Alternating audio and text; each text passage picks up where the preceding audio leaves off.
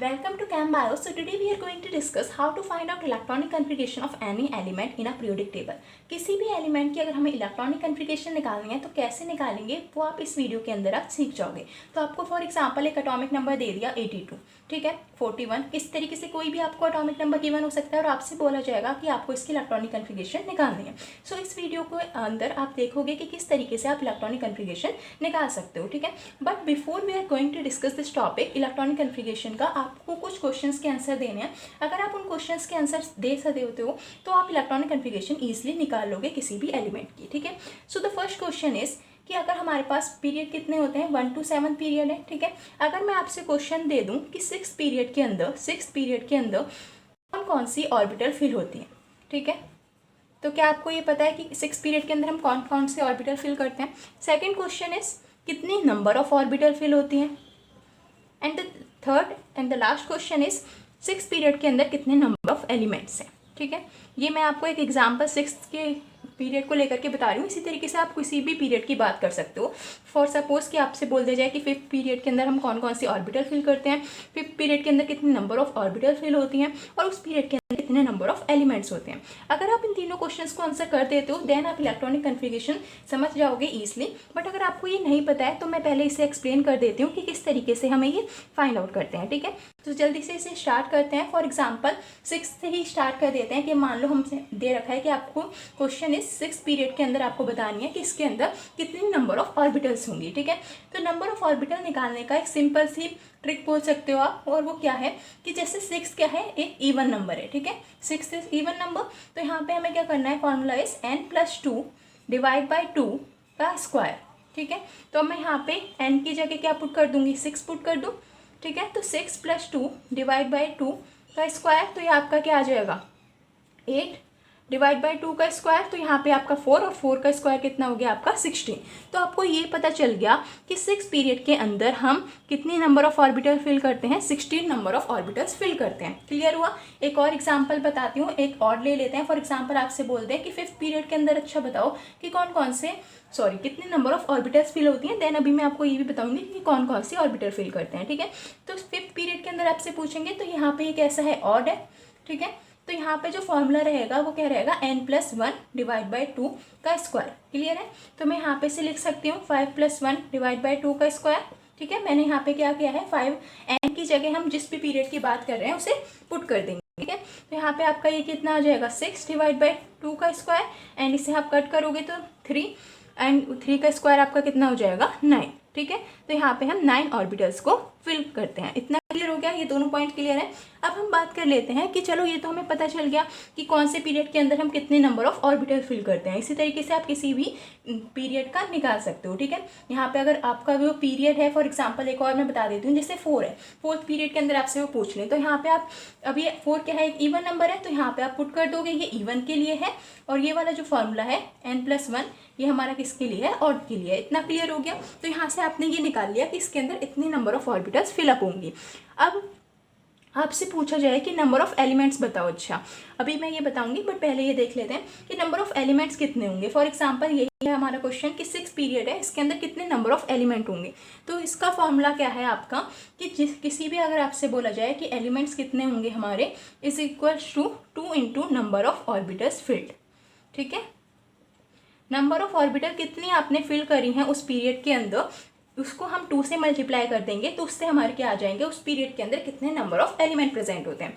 तो जैसे मैंने यहाँ पे बोला 6, हमसे पूछा जा रहा है कि 6 पीरियड के अंदर कितने नंबर ऑफ एलिमेंट्स होते हैं फिल होंगी। तो 2 × नंबर ऑफ ऑर्बिटल फिल, कितने फिल करी थी हमने यहाँ पर 16 ऑर्बिटल फिल हो सकती हैं। तो 2 × 16, तो यहाँ पे आपके क्या आ गया 32, यानी कि 6th पीरियड के अंदर कितने नंबर ऑफ एलिमेंट्स प्रेजेंट होते हैं, 32 नंबर ऑफ एलिमेंट्स प्रेजेंट होते हैं। आई थिंक आपको क्लियर हुआ होगा और बहुत ही अच्छा आपको कंसेप्ट भी समझ में आया होगा कि अगर आपसे कोई भी पीरियड गिवन है और आपसे पूछ लिया जाए कि इसके अंदर कितनी नंबर ऑफ ऑर्बिटल फिल हो रही हैं, इसके अंदर कितने नंबर ऑफ एलिमेंट्स हैं, तो वो आप इस सिंपल से फॉर्मूले से, इस सिंपल सी ट्रिक से निकाल सकते हैं। अब मैं एक और एग्जांपल से यहाँ पे बता देती हूँ। जैसे 5th पीरियड है और आपसे पूछ लिया जाए कि इसके अंदर कितने नंबर ऑफ एलिमेंट्स होंगे, तो आप कुछ नहीं करेंगे, आप सिंपल अपना फॉर्मूला लगाएंगे। इसे हम चेंज कर देते हैं, ठीक है। अब हमसे क्या पूछा गया है फिफ्थ पीरियड के अंदर, तो यहाँ पे हम फिफ्थ पीरियड की बात कर रहे हैं। तो 2 into number of orbital fill, कितनी फिल करी थी मैंने यहाँ पर 9 ऑर्बिटल फिल करी थी, तो यहाँ पे हम इससे क्या कर देंगे 18। तो फिफ्थ पीरियड के अंदर हमारे 18 एलिमेंट प्रेजेंट होते हैं। इस तरीके से आप किसी भी पीरियड का निकाल सकते हैं। एक और अगर मैं आपको एग्जाम्पल की हेल्प से बता देती हूँ,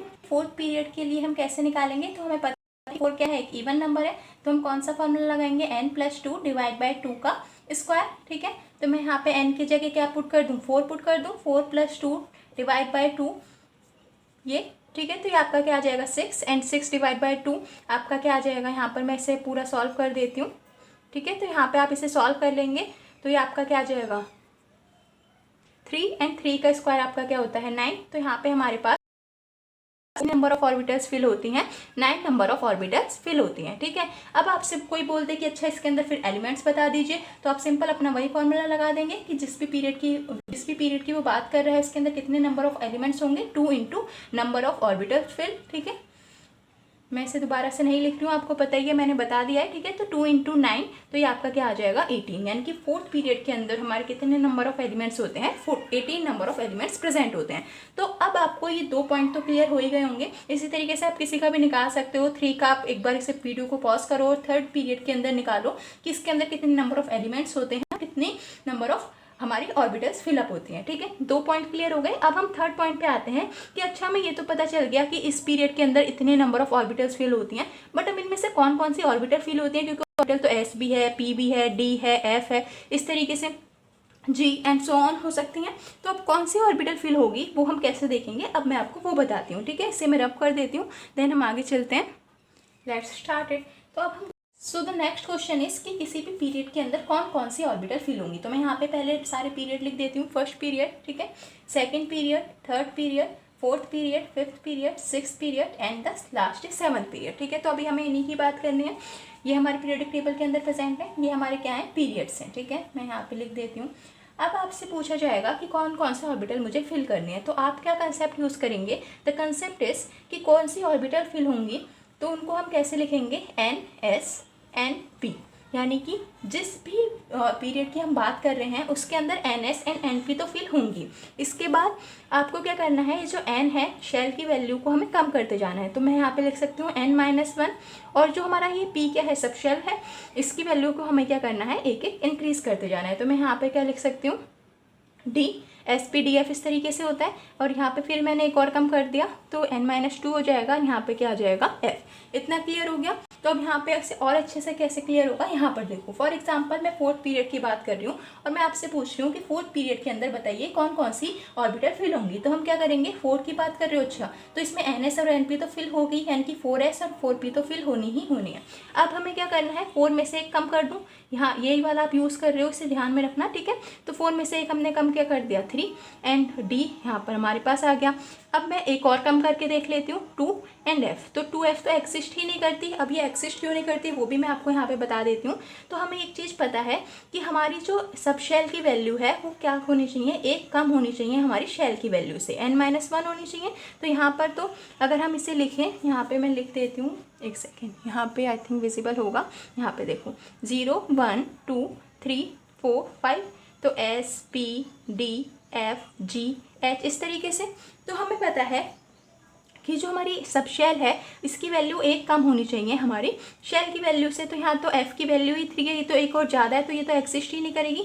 3D चेक कर लेते हैं एक बार कि ये एक्सिस्ट करती है या नहीं।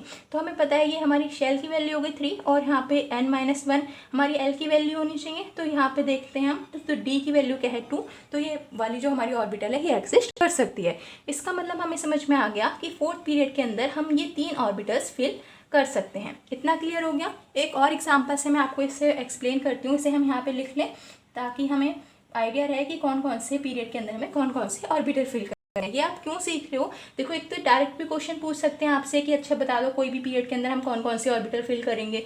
सेकंड, जब आप इलेक्ट्रॉनिक कन्फिगरेशन करोगे वहाँ पे ही आपको हेल्प करेगा, देखेंगे अभी कैसे। ठीक है, तो यहाँ पे मैं बात कर लेती हूँ जरा फिफ्थ पीरियड की। तो फिफ्थ पीरियड के अंदर हम कौन कौन सी ऑर्बिटल फिल करेंगे, फिफ्थ पीरियड के अंदर हम क्या करेंगे, 5S तो करनी ही करनी है। हमने अभी पढ़ लिया कि जिस भी पीरियड की हम बात कर रहे हैं उसके अंदर S और P तो फिल होंगी उसकी। ठीक है, तो 5S एंड 5P। अब N-1 यानी कि N-1 क्या हो गया 4 एंड D। ठीक है, फिर N-2 एंड एफ। तो n-2 हमारा ये 5 था, 2 मैंने माइनस कर दिए तो 3f। अब 3f फिर से चेक करते हैं कि क्या ये एग्जिस्ट करती है। तो हमने अभी पढ़ा कि जो f की वैल्यू है, सब शेल की वैल्यू है, वो शेल की वैल्यू से एक कम होनी चाहिए। बट यहाँ पे हम देख रहे हैं कि f की वैल्यू क्या है, 3 है, और शेल की वैल्यू भी 3 है, तो ये तो एग्जिस्ट नहीं करेगी। तो यहाँ पे ये वाली ऑर्बिटल एग्जिस्ट नहीं करती, तो यहाँ पे ये वाली ऑर्बिटल फिल होती है। इस तरीके से आप किसी का भी लिख सकते हो। अब मैं यहाँ पे एक बार 6 का भी बता देती हूँ, 6x 6p, एक कम कर दो यहाँ पर n-1d, तो यहाँ पे आ जाएगा आपका 5d, n-2 यानी कि 6 में से आपके 2 चले गए। आई थिंक क्लियर हो रहा होगा ना। यहाँ पे n क्या है, आपके पीरियड की बात चल रही है। तो यहाँ पे आपका आ गया 4f। अब 4f क्या एग्जिस्ट करती है, चेक कर लेते हैं। n की वैल्यू तो 4 है और f की वैल्यू क्या है, 3, एक कम है और हमें एक कम ही चाहिए थी, तो ये वाली ऑर्बिटल यहाँ पर एग्जिस्ट करती है। तो यहाँ पे ये वाली ऑर्बिटल फिल होंगी। इतना क्लियर हो गया। अब यहाँ पे आप इसी तरीके से सारी लिख सकते हो। अब तो आप किसी की भी लिख सकते हो। फिर से वीडियो को पॉज करो, बाकी की जो ऑर्बिटल्स हैं उन्हें लिखो कि कौन कौन सी ऑर्बिटल उस पीरियड के अंदर फिल हो सकती हैं। जब तक फिर प्ले करके यहाँ पे आप देख लेना। तो यहाँ पे आपका ये 7s हो गई, 7p हो गई, ठीक है। इसके बाद फिर से मैंने एक कम कर दिया, तो ये क्या हो जाएगा 60, 2 कम कर दूंगी तो यहाँ पे ये हमारा क्या आ जाएगा 5f। अब हम इसे आगे भी कंटिन्यू कर सकते हैं। हम ये भी तो चेक कर सकते हैं हम यहाँ पे क्या हो रहा था, यहाँ पे तो यही ऑर्बिटल्स ही नहीं एग्जिस्ट कर रही थी यहाँ की, बट ऐसे भी कर सकते हैं हम इसे n-3, आपका ये क्या हो जाएगा g यहाँ पर, ठीक है। तो ये चेक कर लेते हैं कि इसके लिए क्या g ऑर्बिटल, यानी कि 7 में से आपके 3 चले गए तो 4g एग्जिस्ट करती है। तो अभी हमने पढ़ लिया पहले ही कि यहाँ पर g की वैल्यू क्या है 4 और यहाँ पे शेल की वैल्यू भी क्या है 4, तो ये तो एग्जिस्ट ही नहीं करेगी। तो समझ में आ रहा है ना आपको। ये वाला कंसेप्ट को यूज़ करते हुए किसी भी पीरियड के अंदर आप उसके कितनी नंबर ऑफ ऑर्बिटल्स हैं वो तो हमने सीख लिया, और कौन कौन सी ऑर्बिटल फिल होंगी वो आप इस कंसेप्ट को यूज़ करके निकाल सकते हो। मैं एक और बता देती हूँ, ये आई थिंक क्लियर हो गया होगा। अब हम बात कर लेते हैं 3 की। तो 3 के अंदर जिस भी पीरियड के अंदर हम बात कर रहे हैं उसके अंदर 3s और 3p तो फिल होगी। उसमें से एक हमने कम कर दिया n-1, तो ये हमारे पास क्या आ गया 2d। अब वी हैव टू चेक कि क्या 2d एग्जिस्ट करती है। तो 2d तो एग्जिस्ट ही नहीं करती, क्योंकि यहाँ पे हमने ये वैल्यू क्या आ रही है, इक्वल आ रही है d की। l की वैल्यू आई थिंक आपको क्लियर हो गया होगा, मैं इसे बार बार रिपीट नहीं कर रही हूँ। तो ये वाली ऑर्बिटल एग्जिस्ट ही नहीं करती, तो यहाँ पर थर्ड पीरियड के अंदर हम 3s एंड 3p को फिल करते हैं। इसी तरीके से यहाँ पर हम क्या फिल करते हैं 2s एंड 2p। अब इसमें से आप इसे एक और कम कर दोगे तो ये आपका क्या आ जाएगा 1d।